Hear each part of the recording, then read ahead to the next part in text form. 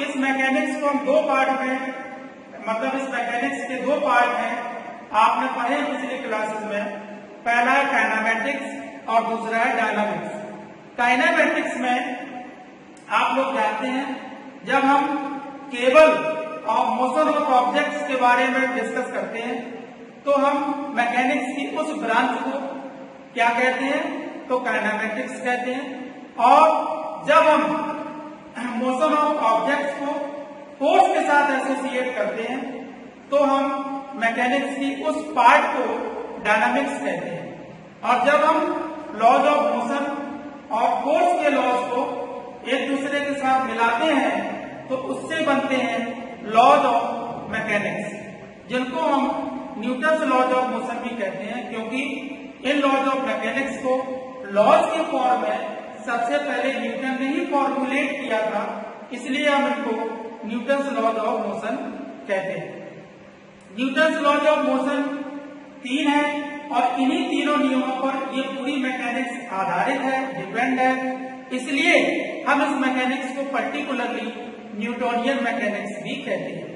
ठीक है, Newtonian mechanics की एक खास बात यह है कि इस मैकेनिक्स को हम क्लासिकल मैकेनिक्स के नाम से भी जानते हैं, और ये क्लासिकल मैकेनिक्स केवल उन्हीं केसेस में होल्ड करती है या उन्हीं केसेस में सही है जिसमें ऑब्जेक्ट की जो स्पीड है वो v is very very less than c है।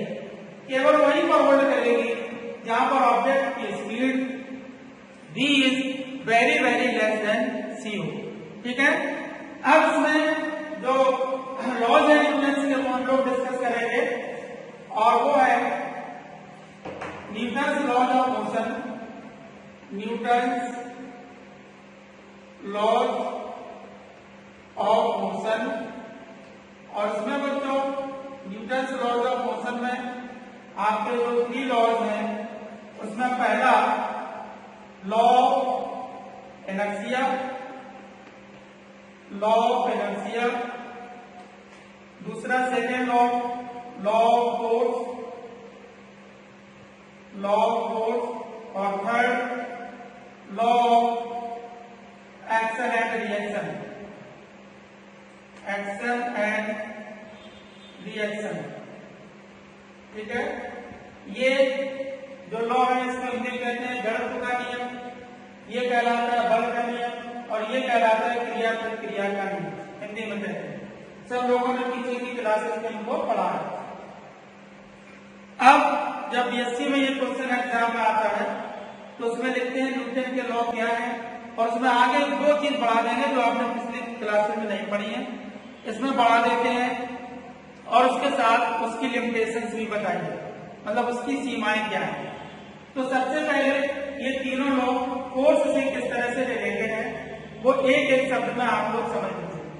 न्यूटन का जो फर्स्ट लॉ है वो है लॉ ऑफ इनर्शिया, ये डेफिनेशन बताता है फोर्स की। Newton first law gives the definition of force.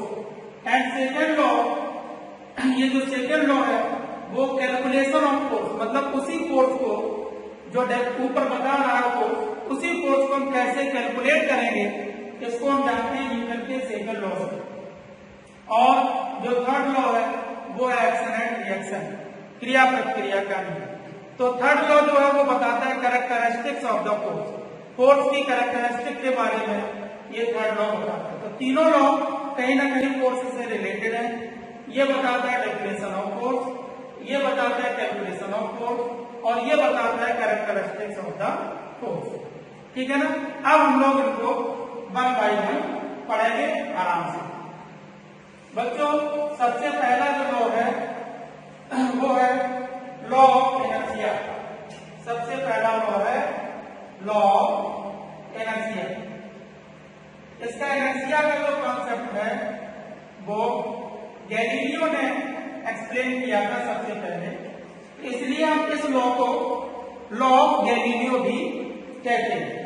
और लॉ ऑफ गैलीलियो को अगर हम सबसे पहले मैथमेटिकली समझें तो सिर्फ इतना है बच्चों, ये net force is equal to 0।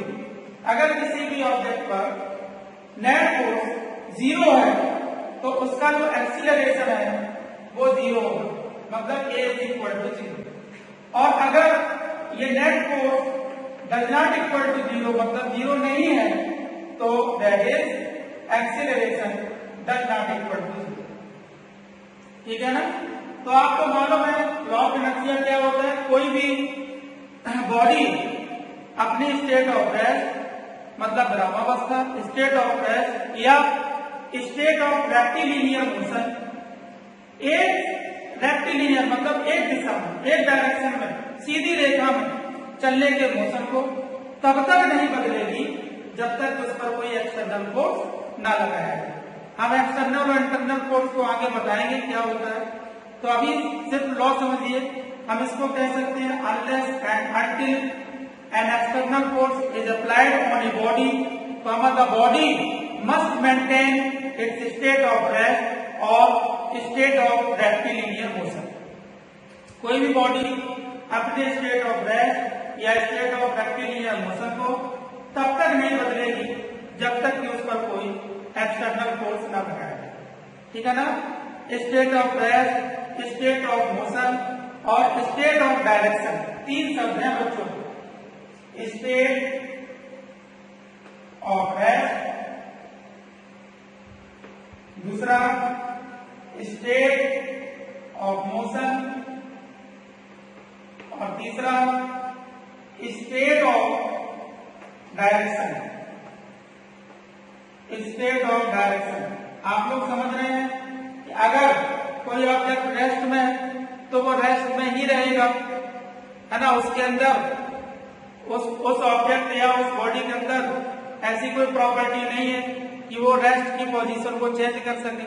वो तभी करेगी जब हम उस पर बाहर से एक्सटर्नल फोर्स लगाएंगे।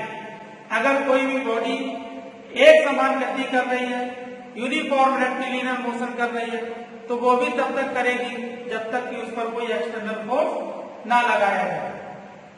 ठीक है।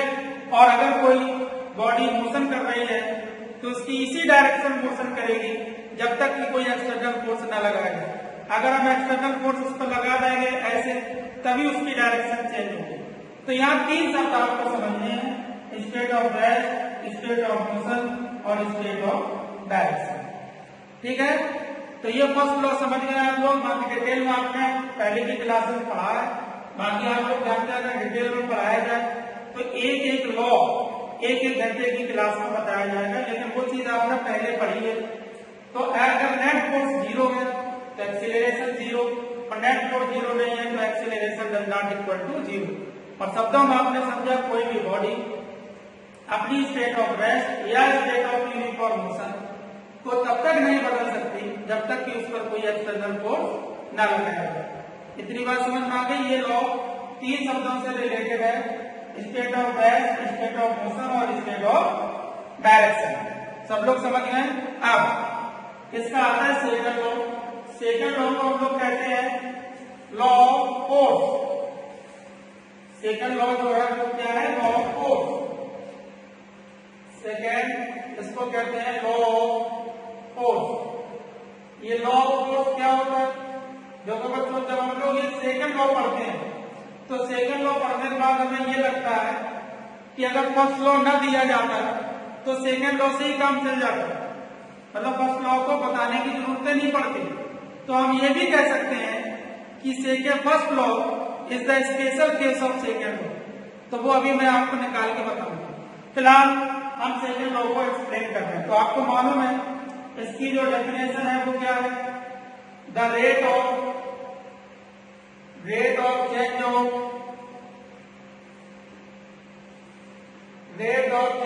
मोमेंटम,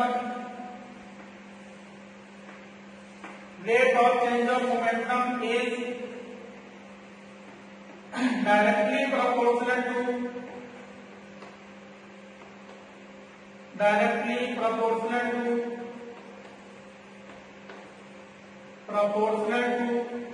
impressed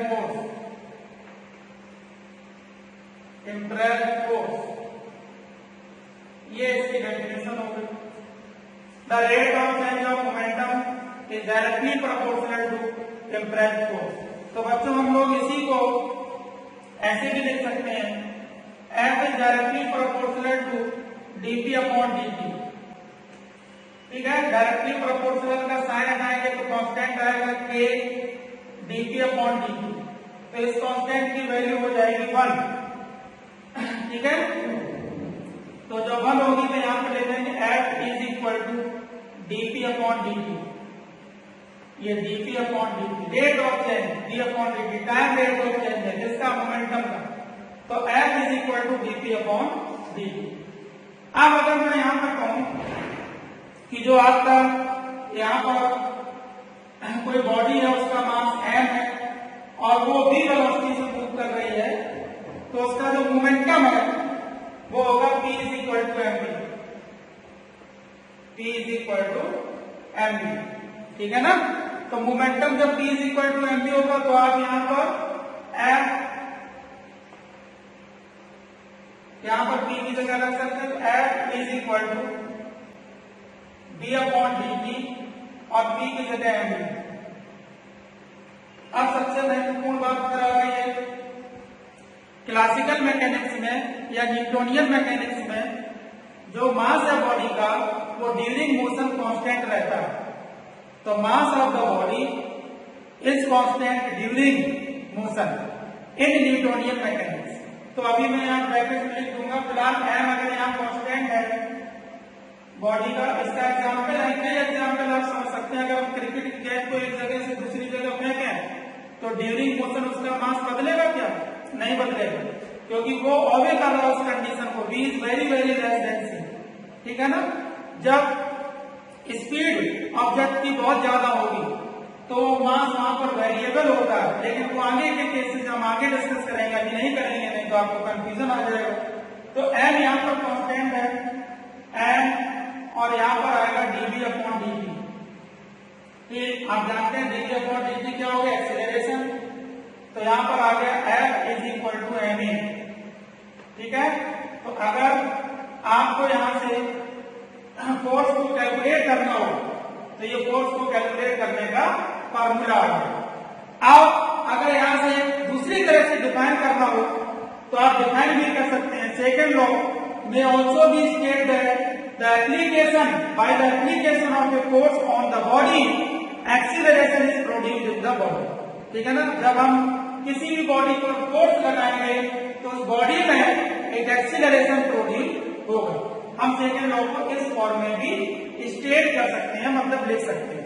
अब इसी में अगर मैं यहां पर कह दूं कि if force F is equal to 0, if force F is equal to 0, अगर यहाँ पर मैं कहूं कि F फोर्स क्या है? 0, तो आप लोग समझ रहे हैं यहाँ पर A इज इक्वल टू क्या आएगा? 0, और A इज इक्वल टू 0 होगा तो dv upon dt is equal to 0 या v is equal to constant.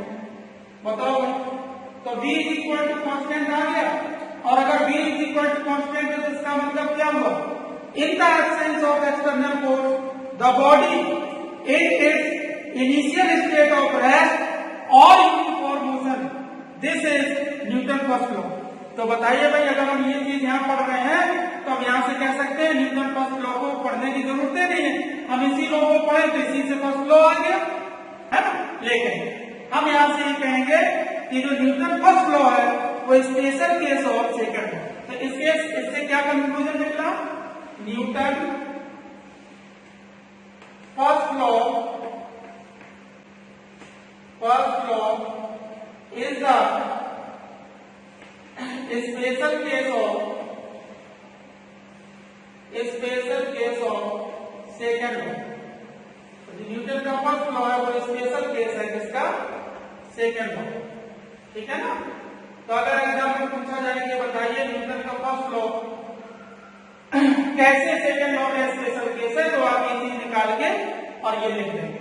ठीक है, तो आप लोगों ने फर्स्ट लॉ पढ़ लिया और सेकंड लॉ पढ़ लिया। अब आएगा न्यूटन का थर्ड लॉ, और थर्ड लॉ के बाद तीनों नियमों की लिमिटेशंस। तो अगली क्लास में हम लोग थर्ड लॉ ऑफ मोशन पढ़ेंगे और तीनों की लिमिटेशंस पढ़ेंगे। ठीक है, दैट्स ऑल।